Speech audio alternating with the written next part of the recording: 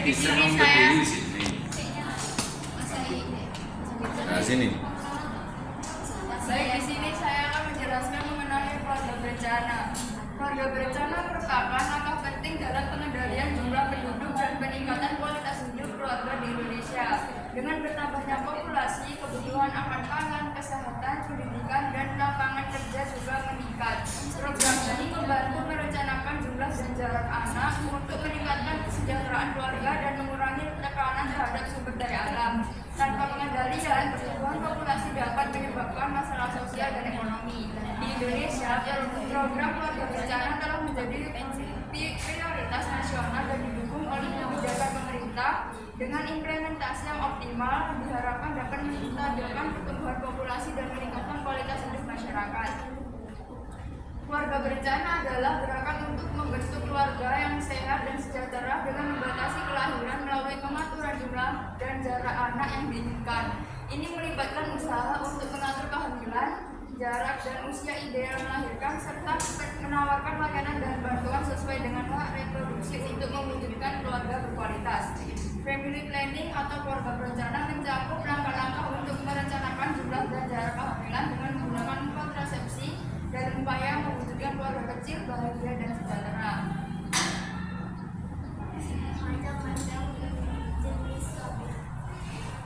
Macam-macam jenis KB. Yang pertama yaitu metode KB alami. Pada metode KB alami terdapat metode amenorrea, laktasi atau disingkat sebagai MAL, digunakan oleh ibu yang menyusui karena menyusui eksklusif dapat menunda ovulasi. Yang kedua ada pantang berkala, yaitu menghindari hubungan seksual pada masa subur untuk mencegah kehamilan. Yang ketiga pada metode KB alami ada metode suhu basal tubuh dan nyumbus serviks. Ini memantau perubahan suhu tubuh dan cairan serviks untuk menentukan masa subur. Yang kedua ada metode kontrasepsi hormonal. Ada pil KB, yaitu tablet hormonal yang diminum setiap hari untuk mencegah ovulasi. Selanjutnya yaitu suntik KB, suntikan hormon yang diberikan setiap 1 atau 3 bulan. Implan, alat kecil yang ditanam di lengan dan melepaskan hormon untuk mencegah kehamilan dalam jangka panjang hingga 3 tahun. Vaginal ring atau cincin hormon yang dimasukkan ke dalam vagina. Yang ketiga yaitu metode kontrasepsi non hormonal. Yang pertama ada IUD, yaitu alat terbentuk T yang dipasang di rahim untuk mencegah pembuahan, efektif hingga 5-10 tahun. Ada kondom atau alat penghalang yang dikenakan pada pria atau wanita saat berhubungan seksual. Diafragma dan cup cervix, yaitu alat penghalang berbahan silikon yang ditempatkan di leher rahim. Yang terakhir ada sterilisasi, yaitu metode permanen hysterectomy pada wanita dan vasektomi pada pria. Selanjutnya yaitu tujuan KB ada 5. Yang pertama mengatur kehamilan yang diinginkan, yang kedua menjaga kesehatan dan menurunkan angka kematian ibu, bayi dan anak, yang ketiga meningkatkan akses dan kualitas informasi, pendidikan, konseling dan pelayanan KB dan kesehatan reproduksi, yang keempat meningkatkan partisipasi dan kesertaan pria dalam praktek keluarga berencana, yang kelima mempromosikan penyusuan bayi sebagai upaya untuk menjarangkan jarak kehamilan.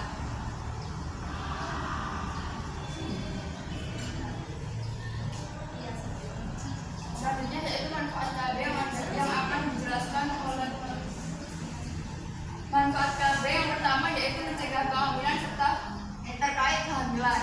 Ini kemampuan wanita untuk memilih kapan hamil memiliki dampak pada kesehatan dan kesejahteraan mereka. KB membantu mengatur jarak kehamilan dan mencegah kehamilan yang tidak diinginkan. Hal ini juga membantu wanita yang ingin membatasi jumlah anak mereka serta mengurangi risiko kematian ibu akibat kehamilan berisiko. KB juga dapat mengurangi kebutuhan akan aborsi yang tidak aman. Selanjutnya yaitu manfaat KB yang akan dijelaskan oleh materi. Manfaat KB yang kedua membantu menurunkan AKI dan AKB. KB dapat mencegah kehamilan dan kelahiran yang berjalan dekat dan tidak tepat waktu. Hal ini berkontribusi pada beberapa angka kematian bayi tertinggi di dunia. Bayi dengan ibu yang meninggal akibat melahirkan juga memiliki risiko kematian yang lebih besar dan kesehatan yang buruk. Yang ketiga, membantu mencegah human imunodeficiency virus atau HIV atau Asquith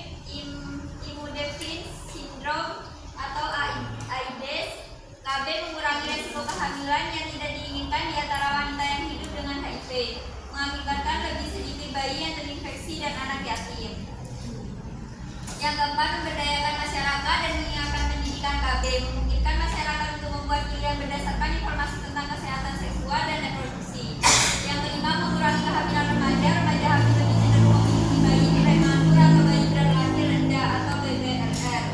Yang keenam, perlambatan pertumbuhan penduduk. KB adalah kunci untuk memperlambat pertumbuhan penduduk yang tidak berkelanjutan dengan dampak negatif yang dihasilkan pada ekonomi, lingkungan, dan upaya pembangunan nasional dan regional.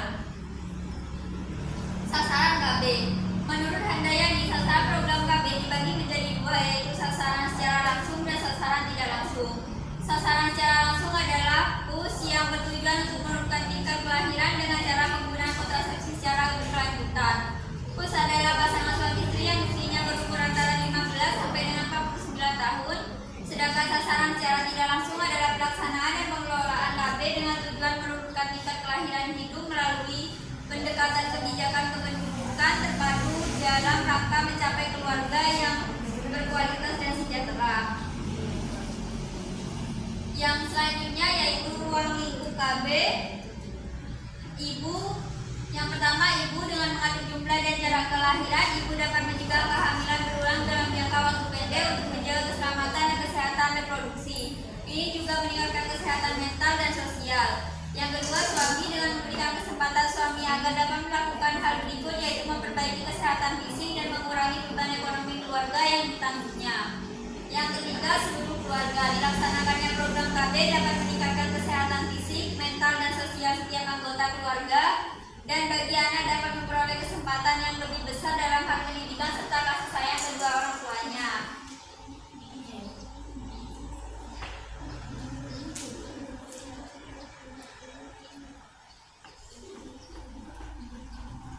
Yang selanjutnya, pemasangan alat KB.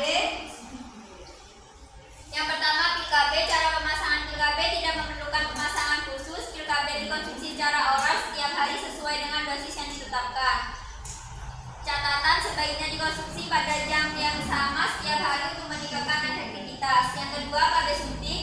Cara pemasangan KB suntik diberikan melalui injeksi, umumnya setiap 1 bulan atau 3 bulan sekali, tergantung jenisnya. Penyuntikan dilakukan oleh tenaga medis di klinik atau fasilitas kesehatan. Catatan, efek KB suntik dapat bertahan beberapa minggu hingga beberapa bulan setelah pemberian terakhir. Yang ketiga, intrauterine device atau IUD. Cara pemasangan IUD adalah alat kecil berbentuk T yang dimasukkan ke dalam rahim oleh tenaga medis selatih. Proses pemasangan umumnya berlangsung beberapa menit dan bisa dilakukan di klinik. Untuk catatan, IUD dapat bertahan selama beberapa tahun tergantung jenisnya, umumnya 3-10 tahun. Yang keempat, implan KB. Cara pemasangan, implan berbentuk batang kecil yang dimasukkan di dalam kulit lengan atas. Pemasangannya dilakukan oleh tenaga medis menggunakan alat khusus. Untuk catatan, implan dapat memberikan perlindungan selama 3-5 tahun.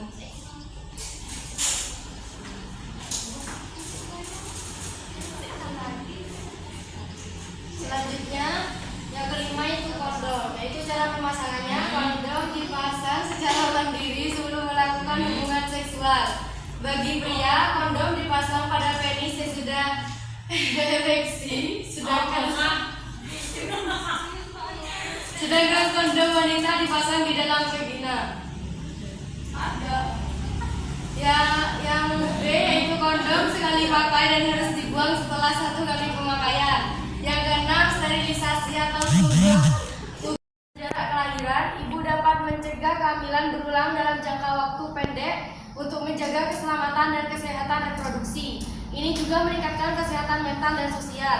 Yang kedua, suami. Dengan memberikan kesempatan suami agar dapat melakukan hal berikut, yaitu memperbaiki kesehatan fisik dan mengurangi beban ekonomi keluarga yang ditanggungnya. Yang ketiga, seluruh keluarga, yaitu dilaksanakannya program KB dapat meningkatkan kesehatan fisik, mental, dan sosial setiap anggota keluarga, dan bagi anak dapat memperoleh kesempatan yang lebih besar dalam hal pendidikan serta kasih sayang kedua orang tuanya. Yaitu KB menurut hukum di Indonesia, pengaturan keluarga berencana atau KB di Indonesia didasarkan pada regulasi hukum yang menekankan hak individu dan keluarga untuk merencanakan menyamakan jumlah dan jarak kelahiran anak. Undang-Undang Nomor 52 Tahun 2009 mengatur perencanaan kependudukan dan pembangunan keluarga, sedangkan Peraturan Pemerintah Nomor 87 Tahun 2014 mengatur pelaksanaan KB. Fatwa MUI membolehkan penggunaan kontrasepsi untuk mengatur jumlah anak. BKKBN memiliki peran penting dalam program KB dan pelayanan terkait metode KB yang sesuai mirip dengan maksud hukum saya, dan norma di Indonesia. Ya. KB menurut hukum Islam. Dalam Islam, keluarga berencana atau KB adalah cara untuk mengatur jumlah dan jarak kelahiran anak demi kesejahteraan keluarga. KB diperbolehkan selama tidak melanggar prinsip-prinsip syariat, seperti menjaga kesehatan ibu dan menghindari kemiskinan. Al-Quran dan hadis memberikan kebebasan pada umat Islam untuk mengatur kelahiran anak dengan tujuan baik. Fatwa MUI mengizinkan penggunaan alat kontrasepsi selama sesuai dengan syariat, dengan metode sementara diperbolehkan. Prinsip Islam menekankan perlunya perlindungan kesehatan ibu dan anak serta merencanakan keluarga yang berkualitas melalui KB. KB yang diperbolehkan dalam Islam yaitu yang pertama ada kontrasepsi sementara atau hormonal, IUD, kondom. Metode ini umumnya diperbolehkan dalam Islam selama tidak ada niat untuk mencegah kelahiran secara permanen dan selama tidak ada kerugian yang membahayakan kesehatan wanita. Yang kedua ada sterilisasi atau tubektomi dan vasektomi. Itu Islam umumnya memperbolehkan sterilisasi dalam kondisi tertentu, seperti apabila metode ini diperlukan untuk menyelamatkan nyawa atau kesehatan ibu. Namun sterilisasi harus dilakukan dengan alasan yang sah menurut medis, bukan semata-mata karena keinginan untuk menunda keturunan. Tujuan dan niat dalam KB yang pertama ada kesehatan dan berikutnya kesejahteraan. Islam memperbolehkan KB jika bertujuan untuk menjaga kesehatan ibu, memberikan pendidikan yang baik bagi anak, dan memastikan kehidupan keluarga yang lebih sejahtera. Yang kedua, jarak kelahiran. Islam mendorong merencanakan keluarga yang memperhatikan kesejahteraan ibu dan anak. Jarak kelahiran bisa membantu ibu untuk lebih mempersiapkan diri dalam merawat anak berikutnya. Menjelaskan tentang penggunaan kontrasepsi KB pada pandangan agama Islam ya Kak. Jadi dalam Islam penggunaan kontrasepsi atau KB itu diperbolehkan dengan syarat tertentu, asalkan tidak dimaksudkan untuk menolak keturunan secara permanen dan membahayakan kesehatan fisik atau mental, harus didasari persetujuan bersama antara suami dan istri, dan tidak melanggar prinsip dasar kehidupan manusia, misalnya tidak mengandung unsur abortif yang mematikan janin setelah terjadi pembuahan.